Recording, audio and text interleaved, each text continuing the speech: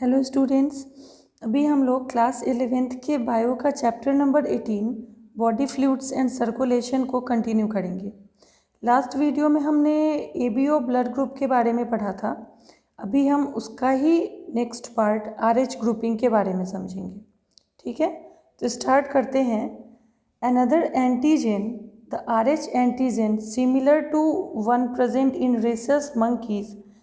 Hence, Rh is also observed on the surface of RBCs of majority nearly 80% of humans. मतलब कि एक तो हमने ए बी एंटीजन के बारे में पढ़ा था कि किसी आरबीसी के सरफेस पे आइदर ए एंटीजन होता है और बी एंटीजन होता है और ए बी एंटीजन होता है, और उस हिसाब से blood group A, blood group B और ब्लड ग्रुप ए बी, अगर कोई भी एंटीजन नहीं है तो ब्लड ग्रुप ओ, उसके बारे में हमने पढ़ा था।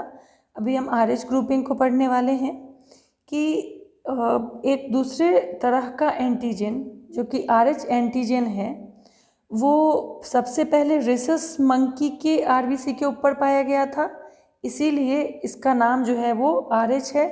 rhesus से आरएच लिया गया है। वो लगभग 80% ह्यूमन के आरबीसी के ऊपर भी ये एंटीजन पाया जाता है।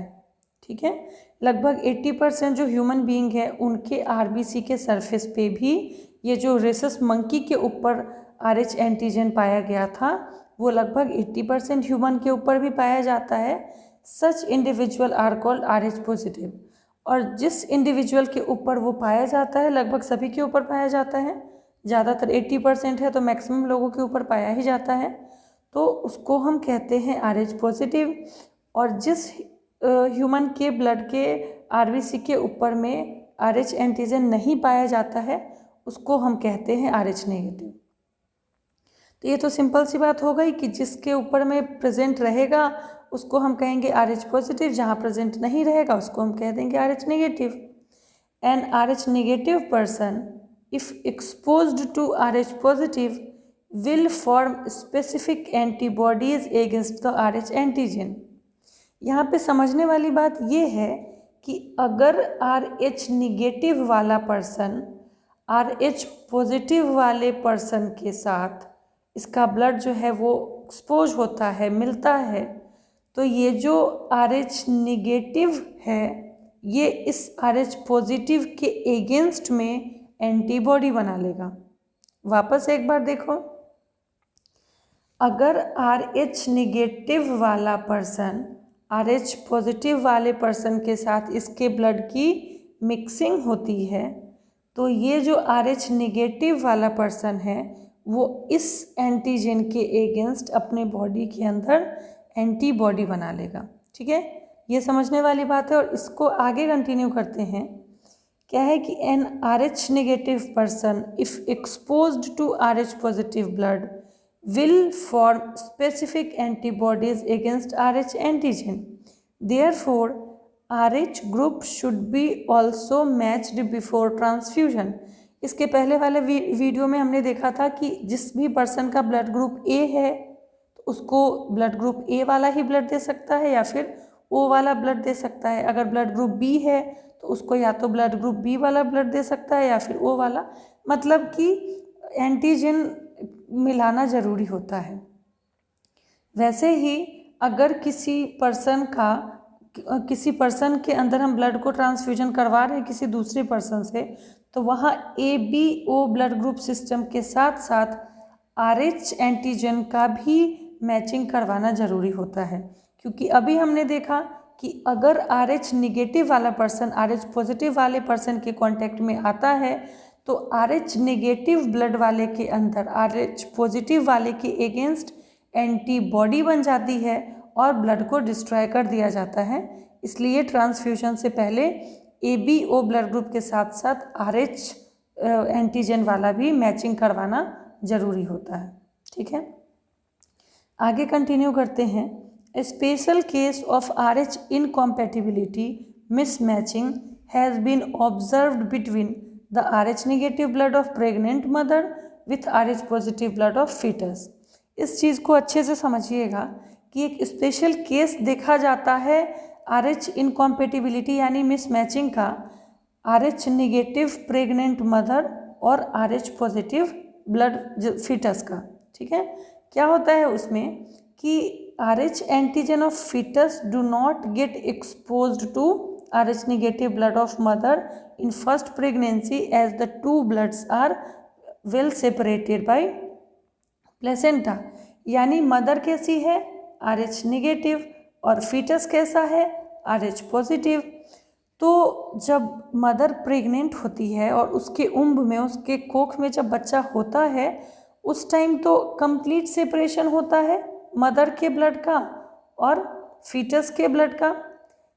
तो वहाँ कोई मिक्सिंग नहीं होती है ब्लड की। तो नॉर्मली मदर भी सरवाइव कर रही है, कोई उसको भी प्रॉब्लम नहीं है, और फीटस का भी कोई प्रॉब्लम नहीं है, फीटस भी सरवाइव कर रहा है।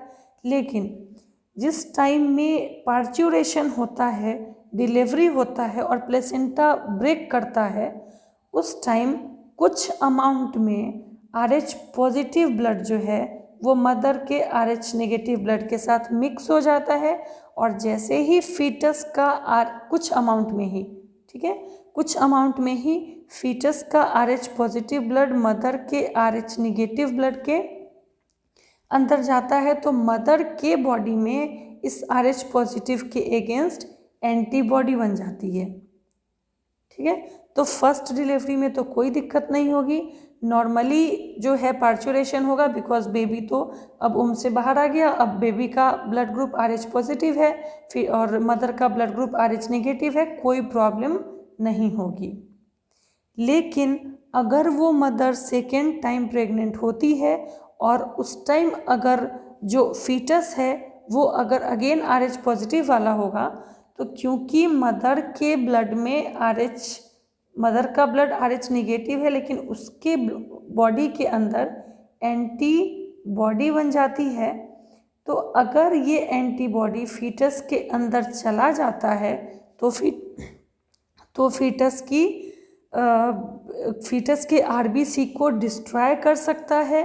इससे फीटस को अनीमिया हो सकता है, और या तो फीटस को अनीमिया हो जाएगा या फिर समटाइम्स फैटल हो सकता है, यानी कि बेबी की डेथ भी हो सकती है, फीटस की डेथ भी हो सकती है, और उसको कहते हैं इरिथ्रोब्लास्टिस फेटालिस।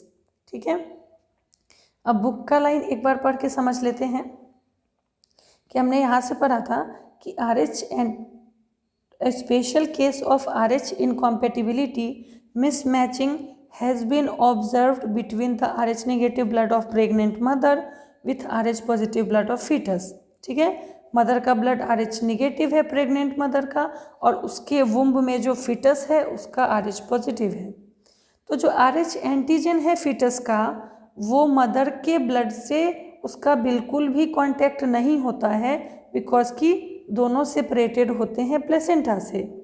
लेकिन डिलीवरी के टाइम में क्या होता है कि कुछ अमाउंट में, स्मॉल अमाउंट में RH पॉजिटिव ब्लड जो है वो फीटस से मदर के बॉडी के अंदर चला जाता है, और इस केस में, in such cases, mother start preparing antibodies against RH antigen in her blood. Mother के बॉडी के अंदर एंटीबॉडी बनना शुरू हो जाता है RH पॉजिटिव एंटीजन के लिए। इन केस हर सब्सेक्वेंट प्रेगनेंसीज, और उसके बाद अगर सेकेंड टाइम मदर प्रेग्नेंट होती है तो RH antibodies from the mother negative, mother जिसका RH निगेटिव है, मतलब उसके अंदर RH एंटीजन नहीं प्रेजेंट है, लेकिन तो मदर के ब्लड से एंटीबॉडी जो है वो फीटस के ब्लड में जा सकता है, लीक करके जा सकता है, और फीटस के RBC को डिस्ट्रॉय कर देगा, जिस वजह से फीटस को या तो जॉन्डिस हो सकता है या फिर समटाइम्स फैटल होगा, यानी फीटस की डेथ हो जाएगी। अनीमिया हो सकता है बिकॉज RBC उसका डिस्ट्रॉय हो जाएगा। इस कंडीशन को कहते हैं इरिथ्रोब्लास्टिस फेटालिस। और इस चीज़ को अवॉइड करने के लिए जब कभी भी ऐसा केस हो कि मदर निगेटिव है और फीटस पॉजिटिव है, तो डिलीवरी के जस्ट बाद इमीडिएटली मदर के बॉडी में anti-RH एंटीबॉडी का इंजेक्शन लगाना चाहिए, जिस वजह से मदर के बॉडी के अंदर एंटीबॉडी जो है RH पॉजिटिव के अगेंस्ट नहीं बन पाए। तो ये हमारा RH एंटीजन के बारे में हुआ, जो कि काफ़ी कन्फ्यूजिंग होता है। तो उम्मीद है आपको वीडियो अच्छा लगा होगा। तो वीडियो को लाइक करें, शेयर करें और चैनल को सब्सक्राइब करें।